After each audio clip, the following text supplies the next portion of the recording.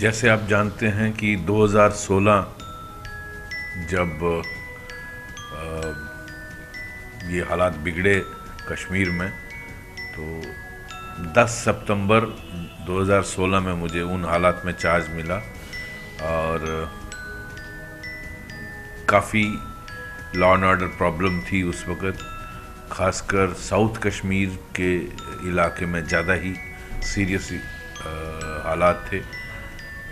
लेकिन ये खुदा का शुक्र है, उसकी मेहर है कि Aahista Aahista law and order front पे भी और मिलिटेंसी टेररिज्म फ्रंट पे भी JNK पुलिस को काफ़ी सक्सेसेस मिली और आहिस्ता आहिस्ता हालात काबू में आए। आज काफ़ी बेहतरी है वो हालात में 2016 के मुकाबले में, और आज आम आदमी बिना खौफ के अपना रोज़मर्रा का काम कर पा रहा है।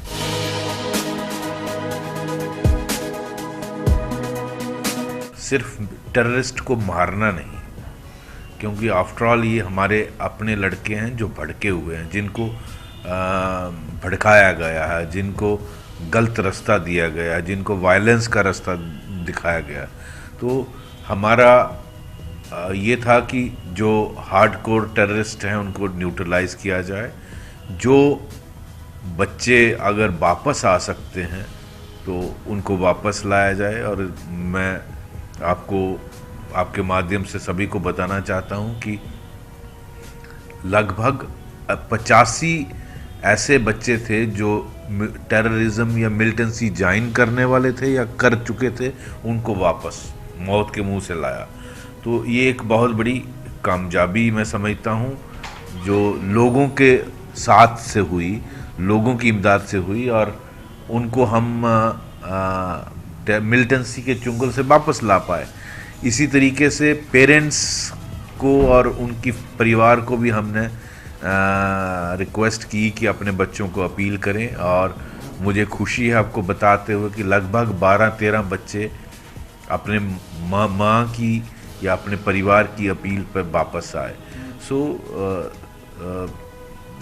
रफली 100 बच्चा, 100 परिवार इसकी जद से बचा। मैं समझता हूँ वो परिवार बहुत खुशकिस्मत हैं जिनके बच्चे इस गलत रास्ते से वापस आ गए और उनकी अपनी जान और उनका अपना परिवार बच गया। ये एक बहुत बड़ी मैं कामयाबी समझता हूँ जम्मू कश्मीर पुलिस की, खासकर मेरे वो जवान या ऑफिसर जो इस के लिए बहुत कोशिश कर रहे हैं, क्योंकि हम लोगों को अपना समझते हैं। ये बच्चे हमारे अपने हैं, इनको किस तरीके से इस जद से बाहर निकाला जाए, क्योंकि हमारा पड़ोसी मुल्क इस्तेमाल करता है सोशल मीडिया को इन बच्चों को भड़काने के लिए, इन बच्चों को गुमराह करने के लिए, और उसकी अपनी जो इंडिया के साथ जंग है उसको वो पूरा मकसद को पूरा करने के लिए कश्मीर के इनोसेंट बच्चों को गुमराह करता है और इस्तेमाल करता है।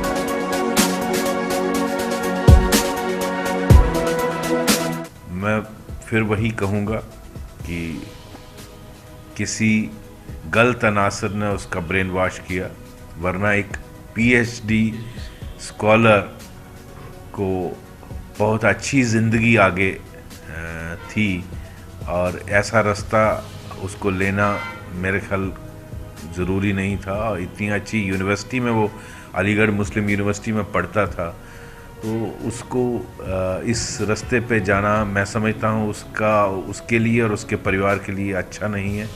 हालांकि आपने उनके परिवार के कमेंट्स सुने, उन्होंने अपील भी की है कि वो वापस आ जाए। हम भी कोशिश कर रहे हैं। मेरी सभी माँओं से और सभी परिवारों से अपील है कि इन बच्चों को किसी तरीके से कांटेक्ट करें और अपील करें कि वो वापस आएँ, और आइए मिलकर कश्मीर में हालात बेहतर करें, यहाँ खुशहाली हो। जो पहले आज से कुछ साल पहले दिखती थी, आज हर चेहरा मुरझाया हुआ लगता है। हर कोई टूरिस्ट नहीं आ रहा कश्मीर में, हर आदमी जो टूरिस्ट ट्रेड से जुड़ा हुआ है वो खाली बैठा हुआ है। तो ये अच्छी कश्मीर में एक अजीब सी सुनसानी सी दिखती है, और ख़ासकर विंटर में तो ज़्यादा ही ग्लूम लगता है। और मैं चाहता हूँ कि वो हंसते खेलते चेहरे दोबारा वापस कश्मीर में आए।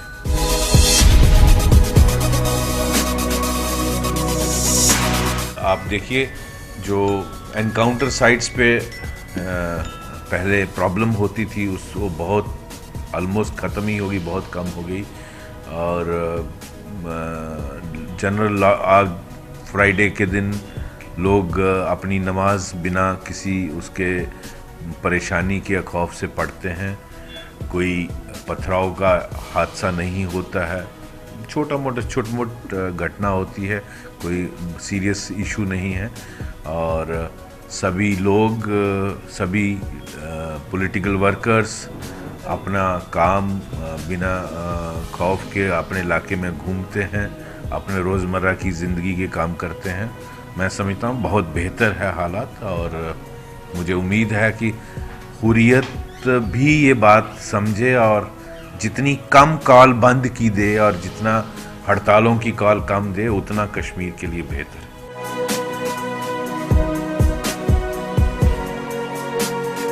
मेरे हिसाब से एनआईए ने चालान पेश कर दिया है कोर्ट में, जो मैंने न्यूज़ में पढ़ा। मेरे ख्याल इंतज़ार करना चाहिए, उस पर मेरा कमेंट करना ठीक नहीं रहेगा। अदालत का जब वो सुनवाई होगी तो हम सबके सामने दूध का दूध, पानी का पानी।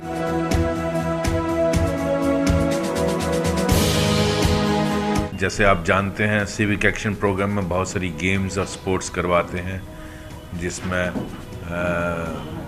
जश्न डल, जिसमें फुटबॉल की मुश्ताक मेमोरियल टूर्नामेंट हुई, क्रिकेट की आईपीएल टूर्नामेंट हुई, अभी हम इस वक्त B N Malik memorial all India football tournament कर रहे हैं। तो इस तरह की बहुत सारी tournament, north Kashmir, south Kashmir tournament games करवाते हैं। तो उसका सारा मकसद यही है कि कोई टैलेंट उभर के आए। मैं आपके माध्यम से हर जम्मू कश्मीर के बाशिंदे को बताना चाहता हूँ कि हमारे प्रपोजल पे मिनिस्ट्री ऑफ होम अफेयर ने 3 आर्टिफिशियल एस्ट्रोटर्फ सैंक्शन किए हैं, जो फ्लड लिट होंगे फुटबॉल के लिए। एक नॉर्थ कश्मीर में हंदवाड़ा में बनेगा, एक सेंट्रल कश्मीर में श्रीनगर में बनेगा, और एक साउथ कश्मीर में अनंतनाग या अवंतीपुर में बनेगा, जो एक बहुत बड़ी फैसिलिटी यंग फुटबॉलर्स के लिए कश्मीर में, तीनों कश्मीर के रीजन साउथ, नॉर्थ और सेंट्रल में बनेगी।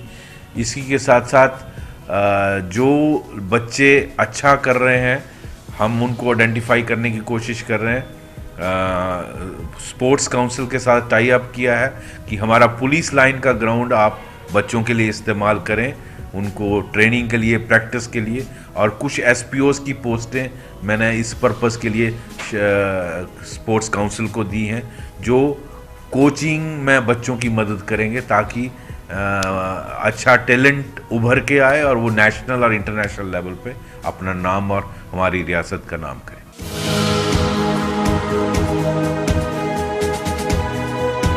मैं जानता हूं जो आप कह रहे हैं, क्योंकि मैं 14 का फ्लड खुद देखा है। हमारे श्रीनगर, साउथ कश्मीर में कुछ इलाके और नॉर्थ कश्मीर में कुछ इलाके पुलिस स्टेशन खुद जद में आ गए, बहुत सारे फ्लड की जद में खुद आ गए। हमारा सारा कम्युनिकेशन सिस्टम डूब गया। पुलिस कंट्रोल रूम जो नर्व सेंटर है पुलिस का, वो उसमें फ्लड, मेरे ख्याल 1.5 फ्लोर का सैलाब था। तो उसकी वजह से कम्युनिकेशन बंद हो गई, हमारा सारा गाड़ियां फ्लड में फंस गई, इसलिए पुलिस रिएक्ट नहीं कर पाई। और वो एक बहुत बड़ा लर्निंग लेसन था, मैं समझता हूँ। उसके बाद हमने कुछ स्टेप्स लिए हैं कि अपना कम्युनिकेशन सेंटर ऐसी जगह बनाया जाए जो फ्लड से अफेक्ट ना हो। और मुझे उम्मीद है कि एक तो भगवान करे नहीं कि ऐसा दोबारा हादसा हो कश्मीर में, लेकिन अगर कभी आया तो जे.एंड.के पुलिस बेहतर तरीके से रिएक्ट कर पाएगी।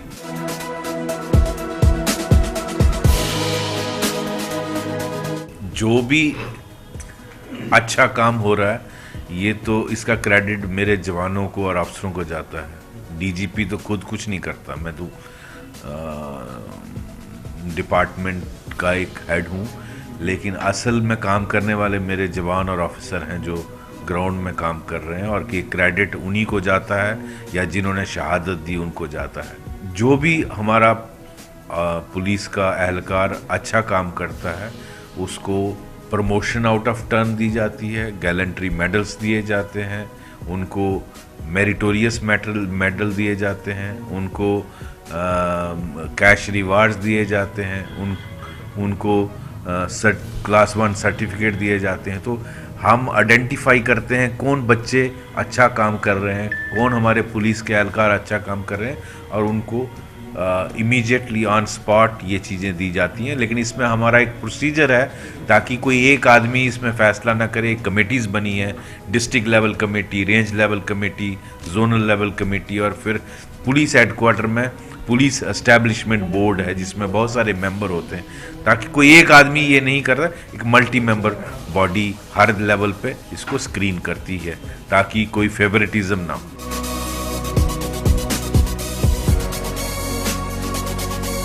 घर वापसी अपने बच्चों के लिए, अगर कोई कहे पाकिस्तानी टेररिस्ट के लिए नहीं, लेकिन जो हमारा बच्चा अगर वो किसी मेजर क्राइम में इन्वॉल्व नहीं है और वो अगर किसी बहकावे में आके अगर हथियार उठा लिया है, उसको ज़रूर अपने अगर वो इंट्रोस्पेक्शन करे कि खून खराबे से मैं क्या हासिल करने वाला हूँ, जो बहुत सालों से हुआ नहीं हुआ वो आज क्या हासिल होगा, स्वाय अपनी बर्बादी और अपने परिवार की तबाही के, उसको अपने दिल में सोचना चाहिए, दिमाग में सोचना चाहिए, और अपने माँ बाप की बेहतरी के लिए और अपने लिए वापस आना चाहिए। वही हमारी कोशिश है। मैं आपको यहाँ ज़रूर मेंशन करूँगा कि जे.एंड.के पुलिस इनको अपना समझती है। अगर आपको याद होगा, काजी कुंड में एक दिन एनकाउंटर में एक लड़का एनकाउंटर में जख्मी हुआ, और उस मिलिटेंट ने हमारे पुलिस के जवानों को और अफसरों को जख्मी किया, और एक दो को शायद उनकी डेथ भी हुई। उसके बावजूद सवेरे जब हमें पता चला कि ये टेररिस्ट जख्मी हालत में, जब उसकी ब्लड ट्रेल से हमने लोकेट किया, एक घर में है, मेरे आदेश थे कि उसको मारना नहीं, उसको इंजर्ड है, लोकल लड़का है, इसको हॉस्पिटल ले जाओ, इसकी जान बचाओ। और आज मुझे खुशी है वो जिंदा है। दुनिया की कोई भी पुलिस ऐसा नहीं करेगी कि उस पर कोई गोली चलाए और वो जख्मी मिलिटेंट को जिंदा बचाए। ये सिर्फ जम्मू कश्मीर पुलिस करती है।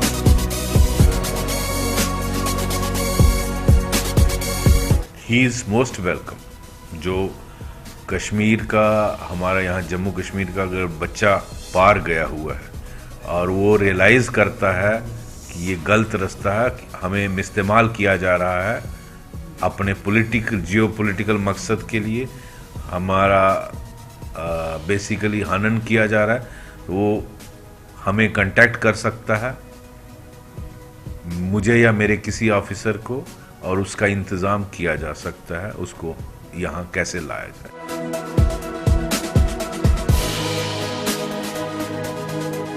खून खराबा तो बिहार में बहुत सारा होता है। इलेक्शन कीनली कंटेस्टेड होता है, इसमें बड़े स्टेक्स होते हैं, तो मेरे ख्याल वायलेंस पूरे मुल्क में हर जगह होती है, उससे घबराने की ज़रूरत नहीं है। इसका एडवांटेज ये रहता है कि हर गांव में पंच सरपंच होंगे, वो पावर लोगों को मिलेगी, जो हर चीज़ इस वक्त वो देखते हैं डिस्ट्रिक्ट डेवलपमेंट बोर्ड मीटिंग पे ऑनरेबल मिनिस्टर्स की तरफ, ऑनरेबल एमएलएस की तरफ, वो फैसला वो खुद कर पाएंगे कि हमें यहाँ पगडंडी बनानी है, यहाँ ट्यूबवेल लगाना है, यहाँ कलवर्ट बनानी है, यहाँ छोटा सा पुल बनाना है, यहाँ छोटी सी सड़क बनानी है।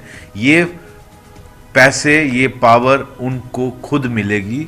और पंचायत बेसिकली यही मतलब है, पावर टू द पीपल, ताकि ये सरपंच पंच अपने गांव के बारे में फैसला करें कि हमें क्या चाहिए। और इसमें हज़ारों करोड़ रुपया सेंट्रल गवर्नमेंट की स्कीम्स का जो हमें नहीं मिल रहा है वो आएगा, और इन पंच सरपंचेस को ये अथॉरिटी मिलेगी। इससे लगभग हज़ारों पंच सरपंच पूरे रियासत में, मेरे ख्याल 30-40 हज़ार पंची सरपंचेस हैं, जो इसको डेवोल्यूशन ऑफ पावर के तहत वो अपना काम कर पाएंगे और लोगों की ज़रूरियात पूरी कर पाएंगे। एक बहुत अच्छा कदम रहेगा। जब भी इलेक्शन हो ज़रूर होनी चाहिए, जब भी सरकार हमें आदेश करेगी हम तैयार हैं इसके।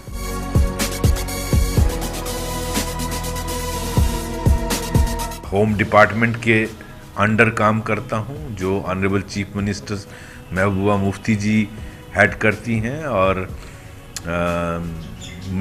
मैंने कभी दबाव फील नहीं किया। जो ठीक समझता हूं उनको बताता हूं, वो सुनती हैं, और जो हमें सही लगता है हम वही करते हैं।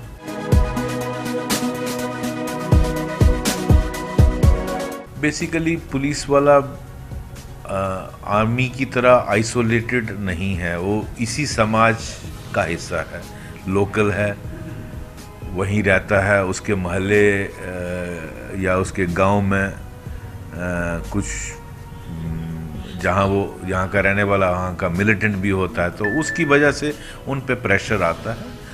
पुलिस की ड्यूटी ज़्यादा मुश्किल है, क्योंकि वो उसी समाज से ताल्लुक़ रखते हैं जहाँ ये प्रॉब्लम है, तो उस इन्फ्लुएंस में आ जाते हैं, लेकिन बाद में वो रियलाइज़ करते हैं कि हमने गलत किया।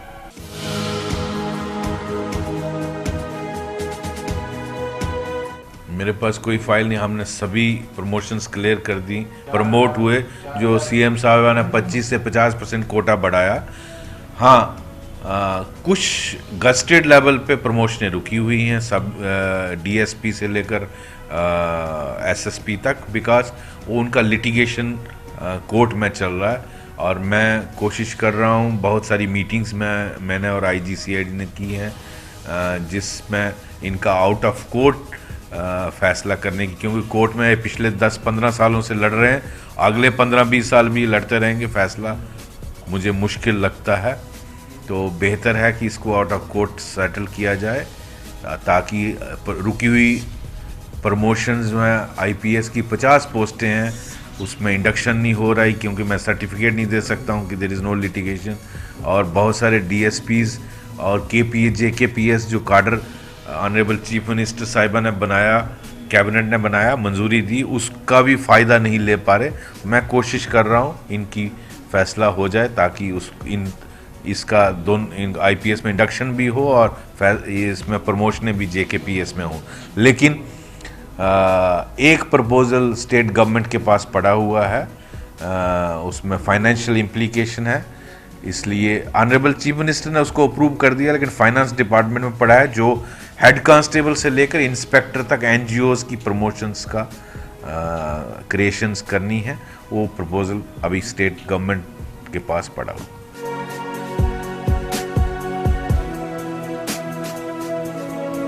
$5,000 से 6,000 मिलता है। आज की महंगाई के ज़माने में 5-6 हज़ार कुछ भी नहीं होता, बट इसको मैं और मेरी चीफ मिनिस्टर नहीं बढ़ा सकती, क्योंकि नंबर इतना बड़ा है।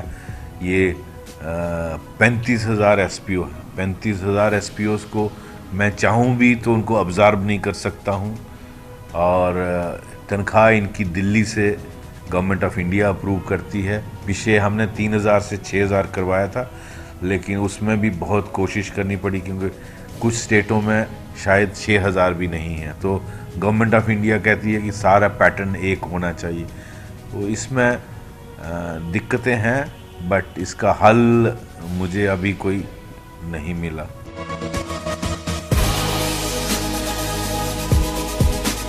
मैं इतना ही कहूँगा कि पुलिस आपकी अपनी है, और आप ही में से कुछ लोग पुलिस में हैं, जिस तरह बाकी महकमों में हैं, एजुकेशन में है, हेल्थ में है, इंजीनियरिंग में है, बाकी जगहों पे हैं।